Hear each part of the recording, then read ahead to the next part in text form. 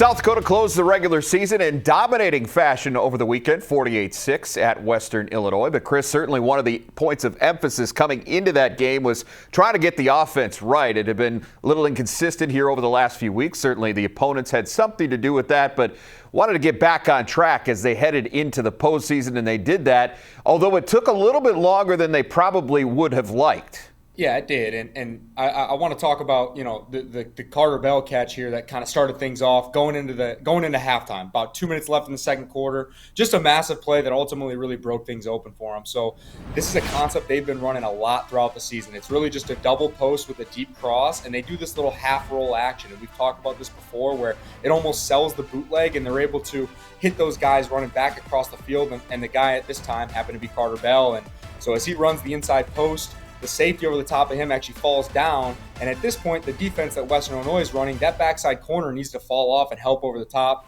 He doesn't do that. He ends up chasing the crosser, and they hit a massive touchdown to really break things open going into halftime, and like you said, get that offense rolling on the right track. Yeah, big day for Carter Bell again. 7 catches, 142 yards, and that touchdown, and that really did get them going because it was the first of 5 straight scoring drives that helped them bust this thing wide open. Another thing they really wanted to do on Saturday was get that run game going. It had been a few weeks since we'd seen any real success from the Coyotes on the ground, and boy, did they do that. 287 yards rushing, second best total of the season, only behind their Lamar game where they put up 305. And one run in particular that stands out, Nate Thomas going 59 yards at the start of the third quarter. Again, like you said, after that Carter Bell touchdown, things really broke wide open. 5 straight scoring drives after that. They were on fire. So that Nate Thomas touchdown coming out of halftime, it's really just a I formation dive play, and Travis Tice leading up in the hole, gets an outstanding block. You get Galbraith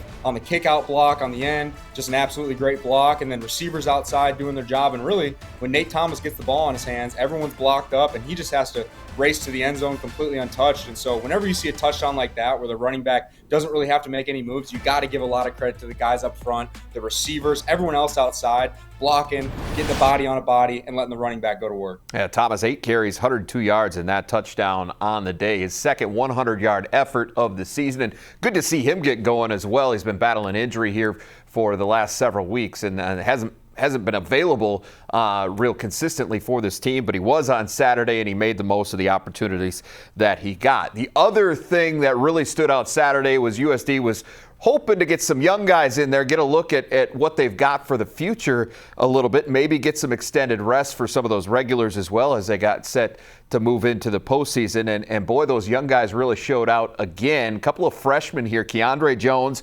LJ Phillips, both finding the end zone on this particular day. You and I were just talking about it. It's really, really cool how they've changed the redshirt rules where young guys, freshmen, are able to get playing experience and still kind of keep that red shirt so they're available for 4 years after that. So really cool to see these young guys getting some playing time and making the most of it. And as you mentioned, that Keandre Jones run was their first touchdown of the day. And as a quarterback, the first thing I noticed, it's a jet sweep, but Aiden gives the little toss, gets some free passing yards. That always feels great as a quarterback. And another thing, we talked about Travis Tice leading up on the other touchdown. This was another one where he's at running back. He ends up leading up on the jet sweep, getting a big block on the safety. And at that point, Keandre Jones just turns on the burners and beats the backside safety again, completely untouched on his way to the end zone. First score of the game. And then another guy who had an outstanding day was LJ Phillips. Haven't seen a ton from him this year, but he did some really, really good things. I mean, had a couple touchdowns. The first touchdown coming in the third quarter. It was kind of a gap scheme run on the inside with again, Galbraith coming back across the ball and kicking out the D end. There were really 2 free hitters in the hole, and it was really all LJ Phillips giving him a nice move and breaking to the outside where both the defenders kind of collided into each other, and he was able to get in for the score. And then on the next one, he had another touchdown where they end up pulling both the tight ends, one to kick out the D end, one to lead up in the hole.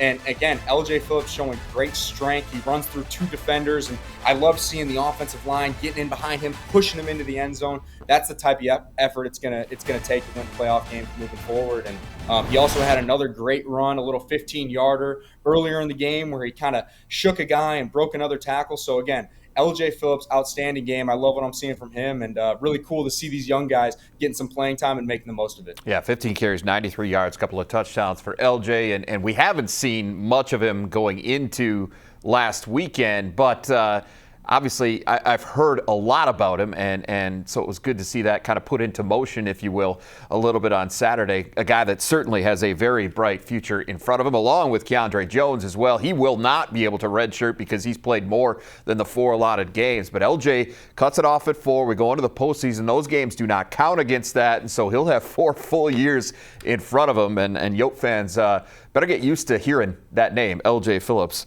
as we go forward. But now, of course, it's on to the postseason, Chris, and a lot of exciting things going on with USD. After that game at Western Illinois, they'll be the number 3 seed. They'll play Sac State or North Dakota on December 2nd. Just really exciting time for this USD program, which is coming off now its most successful regular season at the FCS level. I'm so excited for them to have a playoff game in the Dome. I think that makes such a big difference. I know that place is going to be rocking for that playoff atmosphere. And from a team perspective, just continue to do what's gotten you here, right? Play clean football. Defense has been playing outstanding, getting pressure on the quarterback, and they haven't turned the ball over. So just stick to those things that have got you there. Don't let the moment be too big, and just take it one play, one game at a time, and things are going to work out great for this team. I'm really excited about this postseason.